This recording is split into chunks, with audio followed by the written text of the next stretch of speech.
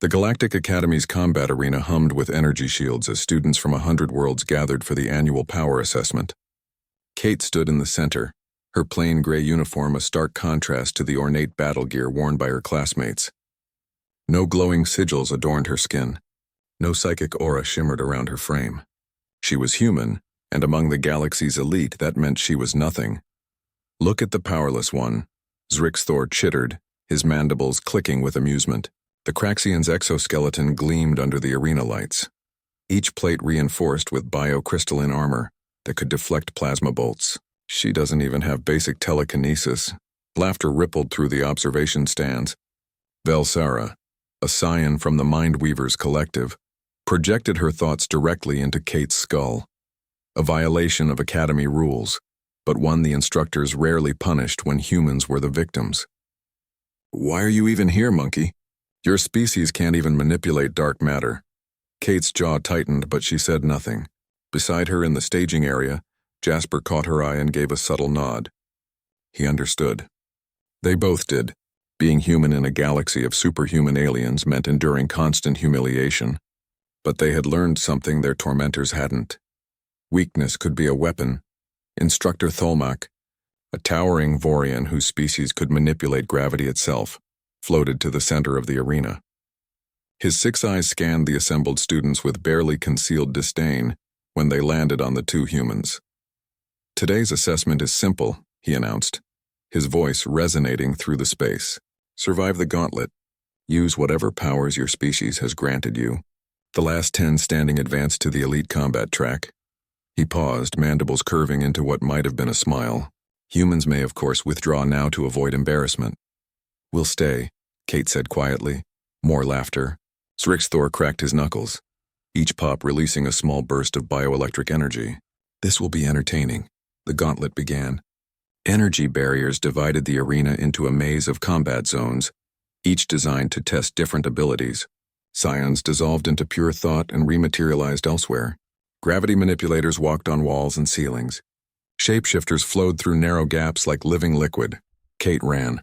She sprinted through corridors while others flew or teleported, her boots pounding against metal floors.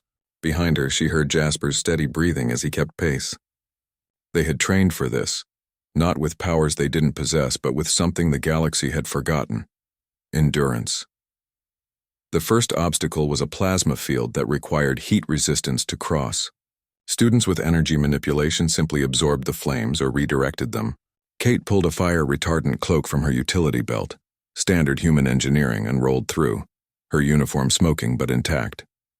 Jasper followed seconds later. Velsara materialized ahead, her form shimmering with psionic energy. "Still here? How pathetic." She raised a hand, preparing to blast Kate with a thought wave that would shut down her nervous system. Kate's response was instantaneous and decidedly low-tech. She threw a flashbang grenade, simple chemistry, magnesium and potassium perchlorate, and Velsara's concentration shattered along with her optic nerve's adjustment to the sudden light. The scion screamed and vanished, teleporting away instinctively. "Clever pest," Zrixthor growled, dropping from above with his claws extended. His bioarmor made him virtually invulnerable, his reflexes enhanced by neural accelerators. He was designed to be the perfect predator. But Kate had studied predators. She dodged left, not right, the unexpected direction, and Zrixthor's momentum carried him into a support column.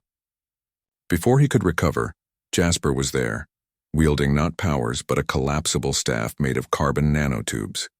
He struck at joints where even bioarmor had to flex, found the weak points that evolution had hidden but engineering had mapped.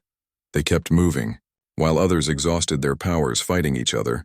Kate and Jasper conserved energy, used tools, employed tactics.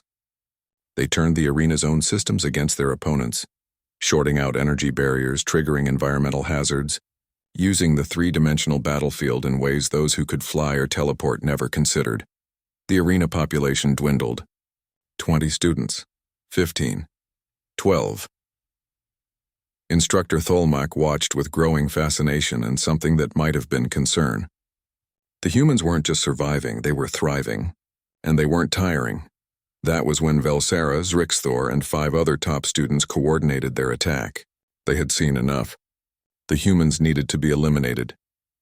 Kate and Jasper found themselves cornered in the arena's center, surrounded by the galaxy's most powerful young warriors.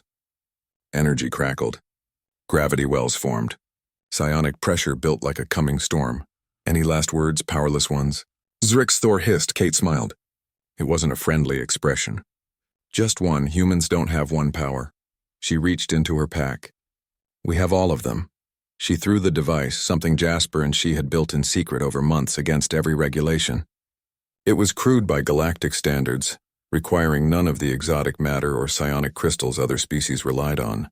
Just human science, nuclear physics, electromagnetic theory, quantum mechanics, all wrapped in a package the size of a fist.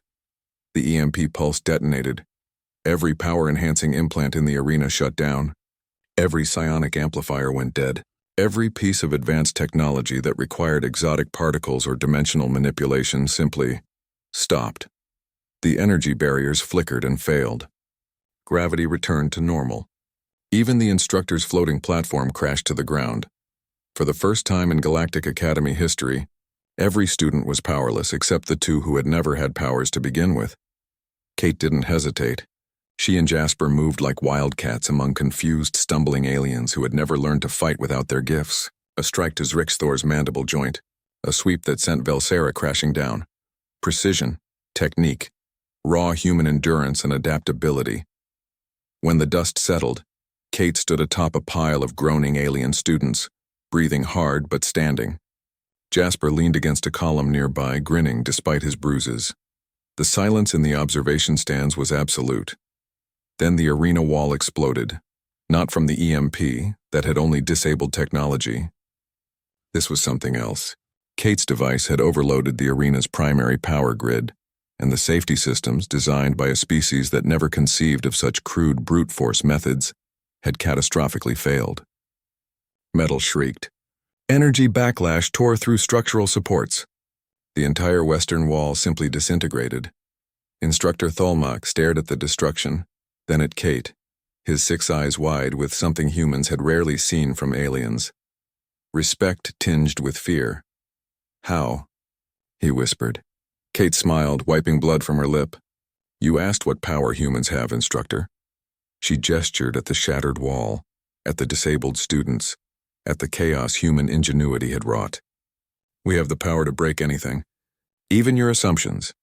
The assessment was declared void, but every species in the Academy learned something that day. Humanity's power wasn't in their bodies or minds.